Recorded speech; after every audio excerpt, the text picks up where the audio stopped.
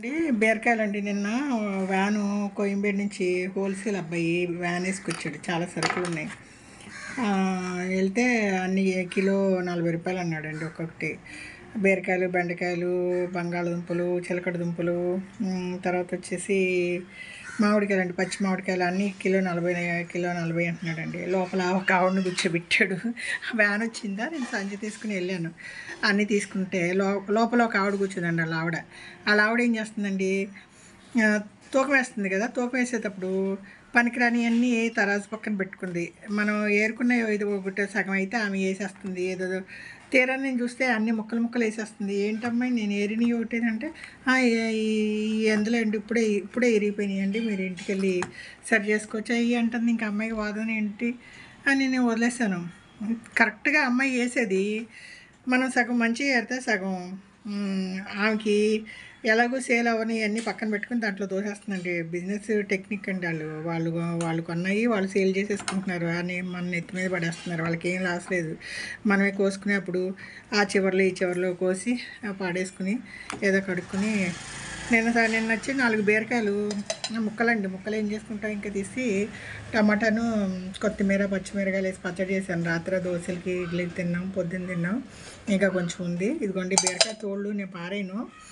ఆ బీరకాయ తోళ్ళు ఏం చేస్తానంటే మీకు ఏం చేసి తర్వాత కొంచెం నూనె వేసి మగ్గబెట్టేసండి, మిక్సీ పట్టేసి ఇడ్లీ పిండి దోశ పిండిలు వేసుకుంటే ఫైబర్ అండి. షుగర్ పేషెంట్లకి ఫైబర్ బాగా కావాలి.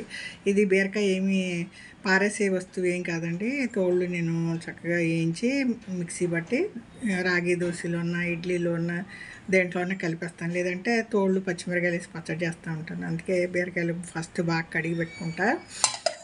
ఇదండి తేగలు నిన్న మా అమ్మాయి వాళ్ళ ఇంటికి వెళ్తే తేగలు ఇచ్చారు. ఆమె వండకుండా అక్కడ పెట్టుకుని నేను తీసుకొచ్చి రైస్ కుక్కర్లో వాటర్ వేసి కొంచెం ఆవిరిలో ఉడికిచ్చానండి. బాగున్నాయి పిండిగా. తేగలు తింటా బీరకాయలు కోసాను.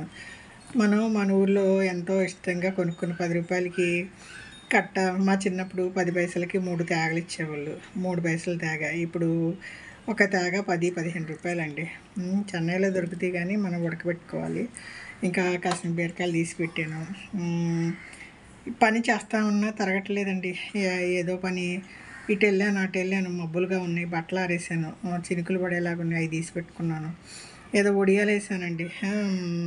పని చేతగాని పనులు పందిరేస్తే పిచ్చికలు పడేసినట్టు నేను ఊరుకోక మినపొడియాలు వేసాను. మబ్బులు ముంచుకొచ్చేస్తున్నాయి, అవి తీసి లోపల పెట్టాను. నా వడియాలు ఎండుతాయో లేదా ఏం చేయాలో తెలియటం లేదు. వెస్ట్ గోదావరి అమ్మమ్మ వంటల వీడియో అండి. ఏదో నిన్న పచ్చి మామిడికాయలు కొనుక్కున్నా. ఉప్పు కారం వేసుకుని తింటే భలే ఉంది. ఉప్పు కారం ఒక ముక్క తిన్నాక మళ్ళీ తినబుద్ధి వస్తుందండి. ఈ చిన్న రుచులన్నీ చిన్నప్పుడు ఎంతో ఇష్టంగా తిన్న రుచులు ఇక్కడికి వచ్చాక అపురూపంగా తినాల్సి వస్తుందండి. అదండి ఉన్న ఊరు కన్న తల్లి.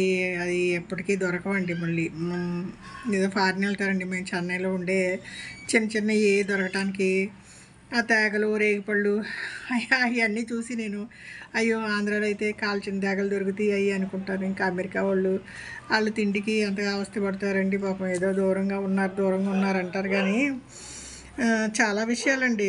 స్టేట్ వచ్చేవరకే కొన్ని విషయాలు దొరకటం లేదు. ఇంకా ఖండాలు మారిపోయి వెళ్ళిపోయిన వాళ్ళు పాపం డబ్బులన్నీ ఉంటాయండి. మనం చిన్నగా దొరికే ఫుడ్ అండి, ఫ్రూట్స్, చిన్న విషయాలు అవన్నీ చాలా మిస్ అవుతారు అనుకుంటాను నేను. నాకు మాత్రం ఆంధ్రా వదిలి వచ్చింది చాలా కష్టంగా ఉంటుందండి.